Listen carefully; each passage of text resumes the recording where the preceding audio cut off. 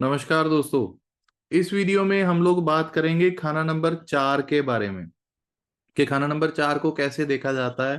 तो देर ना करते हुए शुरुआत करते हैं खाना नंबर 4 की। तो मैंने स्क्रीन शेयर करी है, इसमें आपको खाना नंबर 4 दिख रहा है। ये खाना नंबर 4 होता है हमारी कुंडली का। तो चौथे घर से हम लोग क्या क्या चीजें देखते हैं उसके बारे में हम लोग सबसे पहले बात करेंगे। खाना नंबर 4 जो है ये हमारा सुख स्थान होता है, हमारा अपना घर होता है जहां पर हम अपने हर एक सुख को जो है वो भोगते हैं। मीन्स टू कि हम कोई भी चीज, चाहे कोई भी लग्जरियस प्रोडक्ट खरीदते हैं या खुद अपनी इंजॉयमेंट करने के लिए कोई भी परचेजिंग करते हैं, किसी भी चीज को इंजॉय करके हम उस चीज को अपने साथ अपने घर ले जाते हैं। इसलिए फोर्थ हाउस हमारा अपना सुख स्थान होता है। ये घर हमारी मदर का घर भी होता है। लाल किताब के उसूलों के अनुसार फोर्थ हाउस को माता खानदान या नानके भी कहा जा सकता है, यानी कि आपकी मैटरनल साइड, आपकी मम्मी का मायका जो कि आपका नान का परिवार है। उसके बाद फोर्थ हाउस जो है ये हमारे पेट का अंदर या डाइजेशन भी आप इसे कह सकते हैं। जिन लोगों का फोर्थ हाउस डिस्टर्ब होता है उन लोगों को डाइजेशन में काफी प्रॉब्लम्स फेस करनी पड़ती हैं।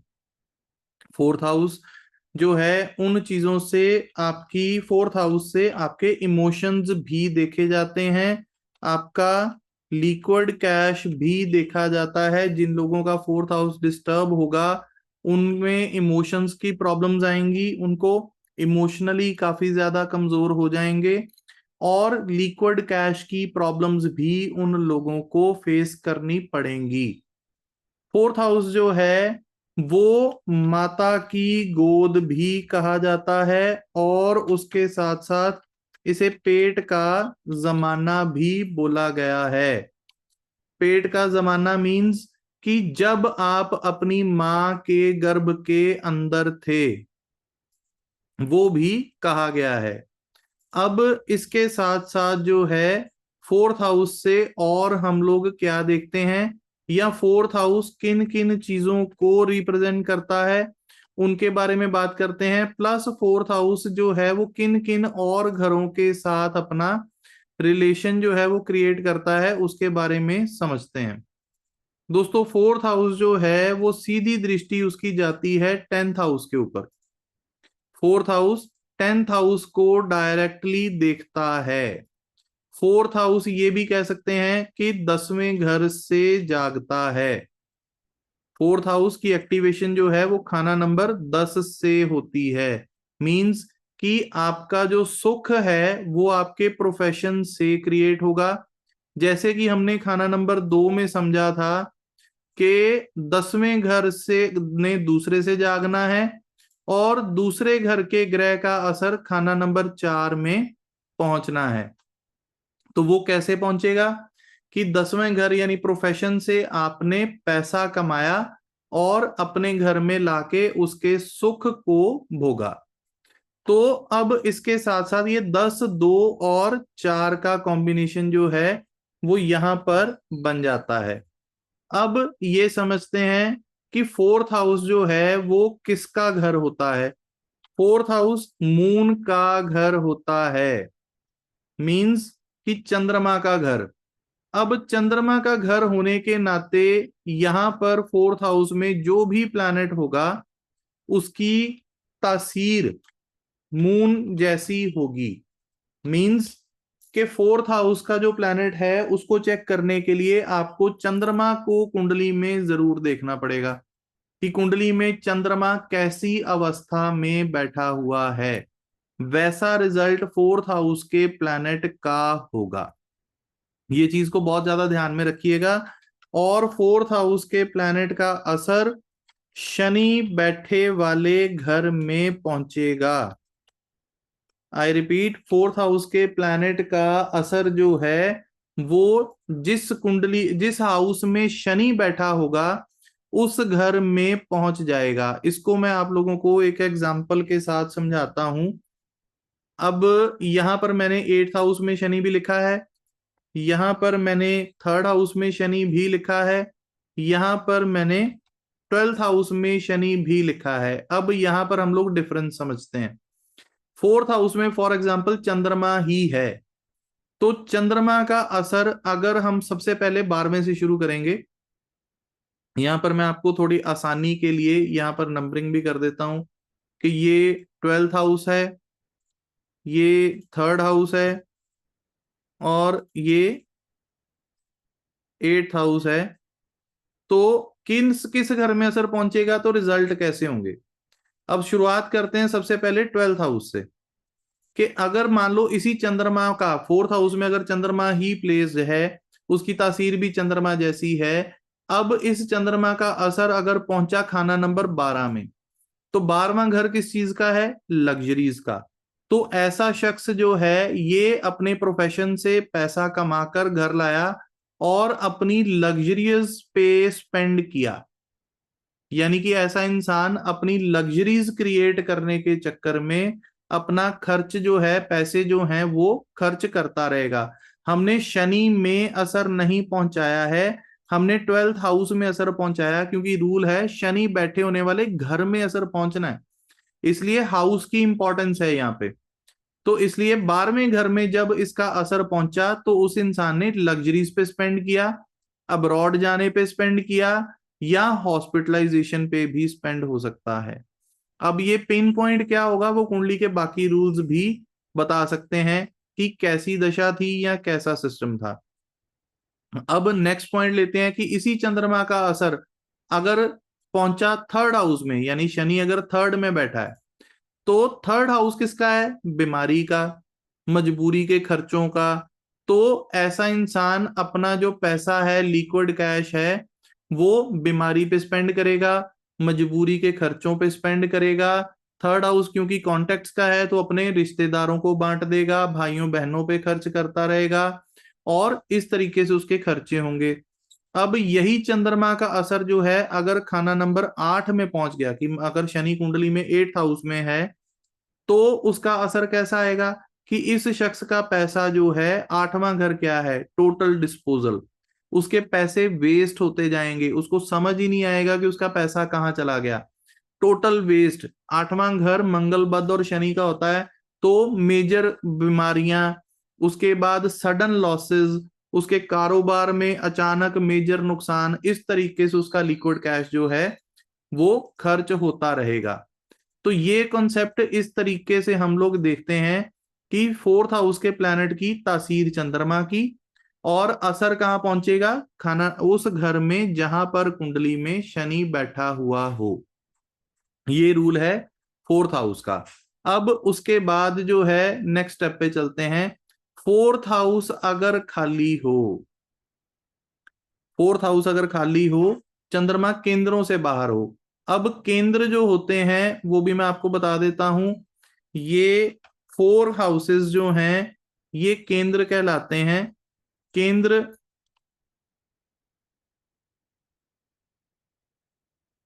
लेट मी एक्सप्लेन, कि मैं आपको यहां पर जो है वो चीजें दिखाना चाहता हूं कि आपको इजीली समझ आ सके।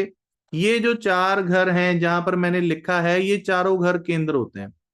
अब हम मान लेते हैं कि मून हमारी कुंडली में 11th में बैठा हुआ है, तो रूल क्या है कि अगर 4th हाउस खाली हो, क्योंकि हम 4th हाउस पे फोकस करके बैठे हैं, अगर कुंडली में 4th हाउस खाली है और चंद्रमा केंद्रों से बाहर कहीं बैठा है, चाहे वो 11th में हो, चाहे वो 8th में हो, चाहे वो किसी भी और घर में हो, क्योंकि 8th में चंद्रमा नीच हो जाता है, इसलिए मैंने 8th की एग्जांपल ली है। तो चौथे घर से बाहर अगर चंद्रमा 11वें में है या 8वें में है या तीसरे में है या कहीं पर भी है, तो केंद्रों से बाहर होने के नाते वो चंद्रमा खुद प्लस 4th हाउस, इन दोनों चीजों के रिजल्ट्स जो हैं वो अच्छे हो जाएंगे। ना तो चंद्रमा खराब होगा और ना ही 4th हाउस के रिजल्ट्स में खराबी आएगी। नेक्स्ट स्टेप पे चलते हैं। अगला रूल क्या है? अब हम मान लेते हैं फोर्थ हाउस में कोई सिंगल प्लैनेट बैठा है, हम मान लेते हैं सन है। अगर फोर्थ हाउस में कोई भी सिंगल प्लैनेट बैठा हुआ हो और अगेन चंद्रमा जो है वो केंद्रों से बाहर कहीं पर भी बैठा हुआ हो, या 11th में या थर्ड में या फिफ्थ में या सिक्स्थ में मान लीजिए, क्योंकि सिक्स्थ में तकरीबन लोग समझते हैं कि चंद्रमा बहुत खराब होता है या कमजोर होता है, लेकिन ऐसा नहीं है। फोर्थ हाउस में कोई भी सिंगल प्लैनेट अगर बैठा है और चंद्रमा केंद्रों से बाहर कहीं बैठा है, तो ऐसी हालत में फोर्थ हाउस में बैठा हुआ सिंगल प्लैनेट जो है वो शुभ असर ही देगा। फोर्थ हाउस में सिंगल प्लैनेट हो, चंद्रमा केंद्रों से बाहर हो, तो फोर्थ हाउस में बैठा हुआ कोई भी सिंगल प्लैनेट नेक असर ही देगा। इस बात को, इस रूल को ध्यान रखिएगा। ये रूल्स बहुत ज्यादा प्रैक्टिकली एप्लीकेबल रूल्स हैं। इनको याद रखना लाल किताब के उसूलों के लिए बहुत जरूरी होता है। अब नेक्स्ट रूल पे आते हैं कि कुंडली में मृत्यु जो होती है वो आठवें, तीसरे या छठे घर के रिगार्डिंग होती है। आई रिपीट, मृत्यु जो होती है वो आठवें, तीसरे या छठे घर के रिगार्डिंग होती है। तो ये जो हाउसेस हैं ये क्योंकि बीमारी को भी रिप्रेजेंट करते हैं, तो लाल किताब के रूल्स कहते हैं खाना नंबर 8, 3 या 6 हो मंदा तो मौत बहाना चौथा हो। 8, 3 या 6 हो मंदा तो मौत बहाना चौथा हो, मींस फोर्थ हाउस का जो प्लैनेट होगा 8, 3 या 6 इनमें कोई भी अगर प्लैनेट बैठा है या नहीं भी बैठा, तो फोर्थ हाउस का प्लैनेट मृत्यु का कारण बनेगा। यानी उस इंसान की मृत्यु फोर्थ हाउस में बैठे हुए प्लैनेट के किसी एट्रीब्यूट, किसी बीमारी, किसी कारण की वजह से होगी। इस बात को हमेशा याद रखिएगा, क्योंकि लाल किताब के उसूलों के अकॉर्डिंगली सबसे पहले इंसान की उम्र देखी जाती है कि इस इंसान की उम्र कितनी बाकी है। एक असल एस्ट्रोलॉजर जो है उसका टेक्निक क्या होनी चाहिए कि सबसे पहले इंसान की उम्र देखे। अगर किसी इंसान की उम्र 2 साल बाकी है और एस्ट्रोलॉजर उसको 5 साल बाद की प्रिडिक्शन दे रहा है, तो वो एस्ट्रोलॉजर गलत है। अगर उम्र ही बाकी नहीं होगी तो उसकी प्रिडिक्शन 5 साल बाद की क्या करेगा। इसलिए सबसे पहले उम्र देखी जाती है, लेकिन उम्र को जाहिर करना, किसी भी शख्स को उसकी उम्र उसके मृत्यु से पहले बताना जो है वो घोर पाप माना गया है। लाल किताब लिखती है, लिखा जब किस्मत का कागज वक्त था वो गैब का, भेद उसने गुम था रखा मौत दिन और ऐब का, ख्याल रखना था बताया कृतघ्न इंसान का, एवज लड़का लड़की बोला खतरा था शैतान का। अगर कोई लाल किताब का एस्ट्रोलॉजर या कोई भी एस्ट्रोलॉजर अगर किसी इंसान को मृत्यु का दिन पहले बता देता है, या माँ के गर्भ में लड़का है या लड़की है का इशारा करता है, तो उस एस्ट्रोलॉजर को खून को कोड मिलेगा, उसको ब्लड कैंसर की प्रॉब्लम्स होती हैं। इसलिए किसी भी शख्स को उसकी मृत्यु का पहले बता देना पाप है। मत बताइए, लेकिन खुद को पता होना चाहिए, जाहिर नहीं करना। ये चीज ध्यान में रखना जरूरी है। उसके बाद खाना नंबर 4 के जो रूल्स हैं, इसमें कहा गया है कि फोर्थ हाउस में अगर पाप ग्रह, पाप ग्रह कौन कौन से हैं? Rahu and Ketu. Fourth house में अगर आपकी कुंडली में राहु या केतु इनमें से कोई भी अगर बैठ जाता है, तो वो यहां पर पाप नहीं करते। ये दोनों पाप ग्रह हैं, लेकिन अगर इनमें से कोई भी प्लैनेट यहां पर बैठा है तो वो पाप नहीं करेगा, खराब नहीं करेगा। इसे धर्मी कुंडली बोला गया है। अगर राहु या केतु इस घर में है तो आपकी कुंडली में दो प्लैनेट्स जो हैं वो बहुत अच्छे हो जाते हैं। वो दो प्लैनेट्स कौन से हैं? Mercury and Saturn. इसका रूल है कि पाप बैठा घर चंद्र माता बुध शनि दो उंदा हो। क्यों? क्योंकि राहु और केतु ने जब पाप ना करने की कसम खा ली, तो राहु केतु दोनों बुध के दायरे में घूमते हैं। अब राहु केतु खराब नहीं करेंगे तो बुध का दायरा खराब नहीं होगा। प्लस सैटर्न जो है, शनि जो है, वो राहु और केतु को ऑर्डर देता है काम करने के लिए। कोई भी काम शनि खुद कुछ नहीं करता, वो अपने एजेंट्स राहु और केतु से सारे काम करवाता है। तो जब राहु और केतु ने बुरा ना करने की कसम खा ली, तो शनि भी कुछ खराबी नहीं क्रिएट कर पाएंगे। ऐसे शख्स को ऑटोमेटिकली पॉजिटिव रिजल्ट्स उसकी लाइफ में मिलते रहेंगे। तो ये एक अलग रूल था। अब उसके साथ साथ हम बात करेंगे फोर्थ हाउस के एक और महत्वपूर्ण रूल के ऊपर। फोर्थ हाउस में कोई भी प्लैनेट अगर आपके बैठा है, तो ये आपके लिए किसी बहुत बड़े आशीर्वाद से कम नहीं है। लाल किताब के रूल्स कहते हैं कि घर चौथे में ग्रह जो बैठा, वो जो है फोर्थ हाउस में जो भी प्लैनेट बैठा हुआ होगा, कोई भी प्लैनेट बैठा हो, घर चौथे के रात को जागे। फोर्थ हाउस के प्लैनेट्स रात के वक्त एक्टिवेट हो जाते हैं। जैसे जैसे रात ढलती जाएगी, आपको आपके फोर्थ हाउस के प्लैनेट के रिजल्ट्स जो हैं वो ज्यादा मिलने शुरू हो जाएंगे। वो प्लैनेट के रिगार्डिंग आप एक्टिवेट हो जाओगे और रात को एक्टिवेट हो जाएंगे। प्लस या जागे वो मुसीबत में। फोर्थ हाउस में बैठा हुआ प्लैनेट मुसीबत के समय आपके लिए बहुत ज्यादा काम आएगा। और फोर्थ हाउस में बैठे हुए प्लैनेट के संबंधित रिश्तेदार आपके लिए बहुत ज्यादा हेल्पफुल सिद्ध होंगे। जब जब आप किसी भी मुसीबत में आओगे, फोर्थ हाउस का जो प्लैनेट है वो आपको आपकी उस मुसीबत में से निकालेगा। फोर्थ हाउस में बैठे हुए प्लैनेट के संबंधित रिश्तेदार आपको आपकी मुसीबत से बाहर निकालने के लिए बहुत हेल्पफुल साबित होगा। फोर्थ हाउस के प्लैनेट के संबंधित रिश्तेदार के साथ कभी अपने रिलेशंस को खराब ना करें, उसी ने आपको हर मुसीबत से बचाना है। तो ये ऐसे रूल्स हैं जो फोर्थ हाउस के रिगार्डिंग हैं।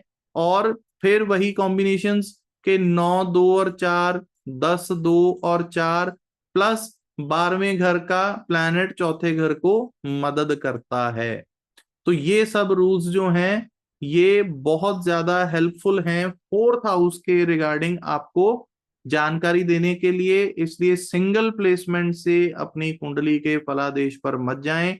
कॉम्बिनेशंस, योग और बाकी सब चीजें भी लाल किताब में बहुत बड़ा रोल प्ले करती हैं। लॉजिकल प्रिडिक्शंस की तरफ रहें। बहुत बहुत शुक्रिया वीडियो सुनने के लिए। अगले वीडियो में फिफ्थ हाउस की बात करेंगे। धन्यवाद।